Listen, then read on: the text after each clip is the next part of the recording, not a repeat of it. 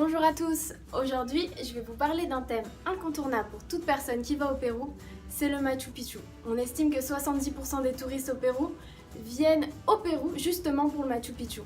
Donc pourquoi est-il si connu? En fait c'est un lieu inca, un centre administratif, de gestion mais aussi surtout un lieu sacré. Et pour les Péruviens ça signifie beaucoup. Ils ont découvert ce site assez récemment, au début du XXe siècle, mais il est devenu un endroit de tourisme massif. Aujourd'hui, c'est plus de 2500 personnes qui vont chaque jour visiter. Je vais donc vous donner quelques conseils pour arriver au Machu Picchu. Comment en fait, parce que vu que c'est au milieu de la montagne, c'est pas si facile. Et aussi à la fin, quelques petits conseils plus rudimentaires pour que votre visite se passe le mieux possible. Partons sur des bases. Le Machu Picchu, il est situé à côté de la grande ville de Cusco. Cusco, c'est vraiment le centre du tourisme au Pérou.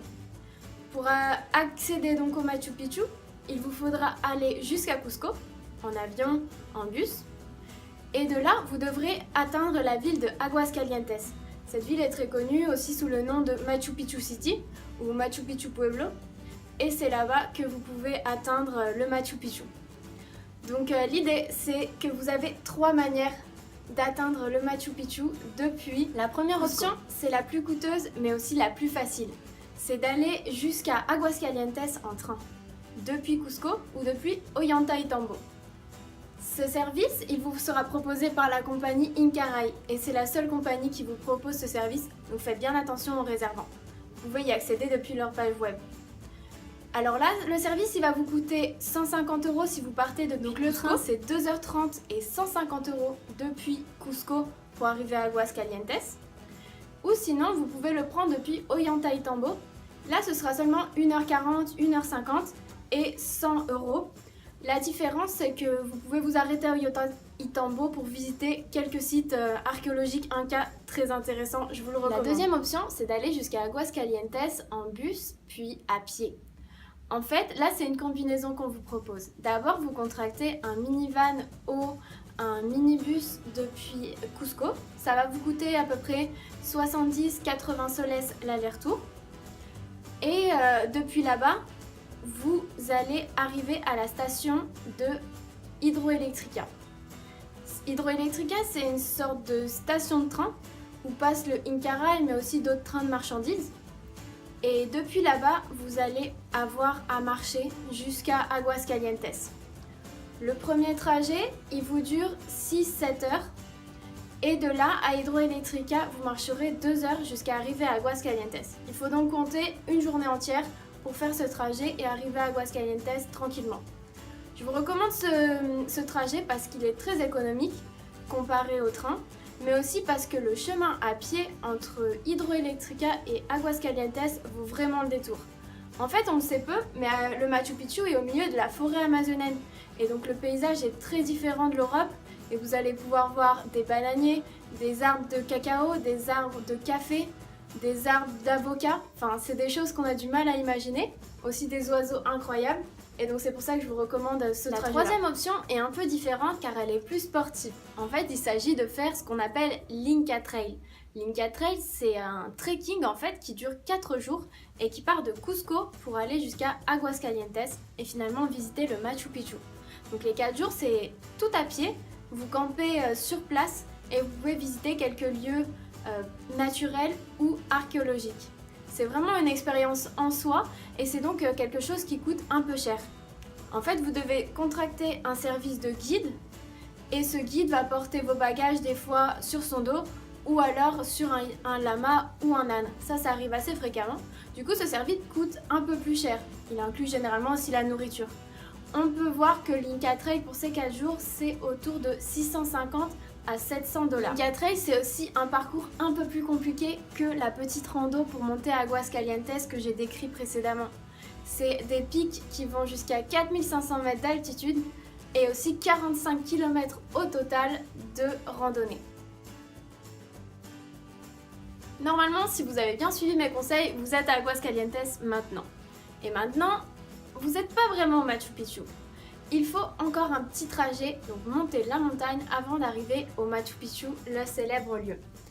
Comment faire? Vous avez deux options en fait. La première, c'est d'aller à pied. Ce sera environ 1h30 de randonnée, mais de randonnée assez compliquée car le dénivelé est élevé.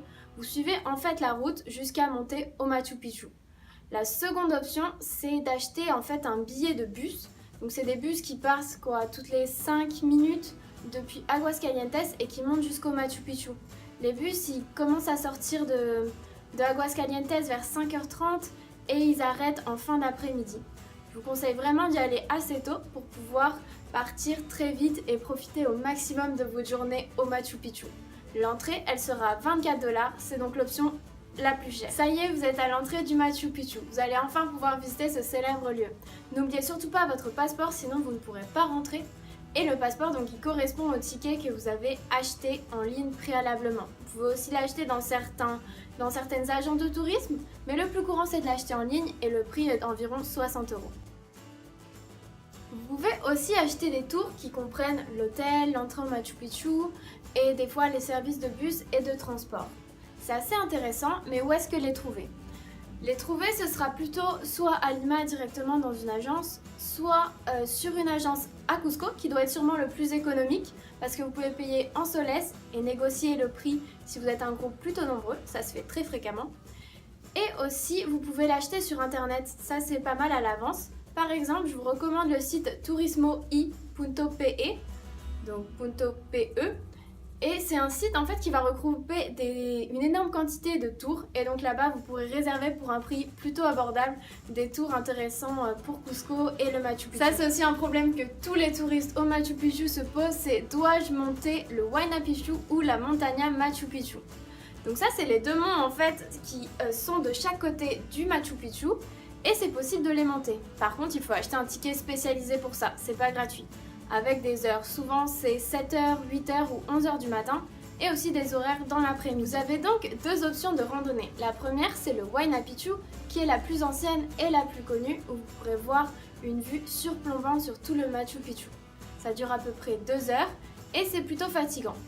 Mais beaucoup moins fatigant que la Montaña Machu Picchu. Ça c'est la nouvelle route de randonnée. Ça dure à peu près le même temps mais c'est beaucoup plus difficile et beaucoup plus pentu. Donc je vous conseille plutôt si vous avez un bon niveau sportif. Ce serait vraiment dommage de se rendre compte qu'on n'a pas le niveau au milieu du chemin et de ne pas pouvoir accéder au sommet. Vous n'allez pas voir la même vue sur les deux sommets, donc je vous mets quelques photos pour que vous puissiez choisir. Quand vous achetez votre billet pour entrer au Machu Picchu, on vous demande matin ou après-midi, de 6h à midi ou de midi jusqu'à 18h. Je vous conseille vraiment de choisir le ticket du matin, sachant que si vous restez plus tard que 12h, on vous virera pas et ils s'en rendront vraiment pas compte. Donc vous pourrez profiter au maximum de votre journée et pas être dans le stress de devoir partir rapidement parce que la nuit tombe. Du coup, je vous conseille de vraiment partir dès 5h30 depuis Aguascalientes, arriver au Machu Picchu vers 6h, assister à la levée des nuages car c'est vraiment vers 8h que vont se lever les nuages et vous aurez la meilleure vue sur le Machu Picchu. Montez la montagne Machu Picchu si vous le pouvez vers 8h ou 11h. Vous aurez une vue splendide, profitez vraiment du parc tant que vous le pouvez et partez quand vous en avez envie et pas parce que l'heure est la bonne. Il y a quelques petites infos aussi que je voulais vous donner, il y en a 4 en fait. La première, c'est que faites attention car il n'y a pas de toilettes dans le site. C'est un peu logique, mais en fait, elles sont à l'extérieur et si vous voulez aller aux toilettes, vous devrez sortir et ça vous fait perdre beaucoup de temps. La restauration aussi est très chère au Machu Picchu, ne comptez pas là-dessus. Apportez-vous plutôt un petit sandwich, un petit encas que vous êtes préparé et ce sera beaucoup plus intéressant pour vous.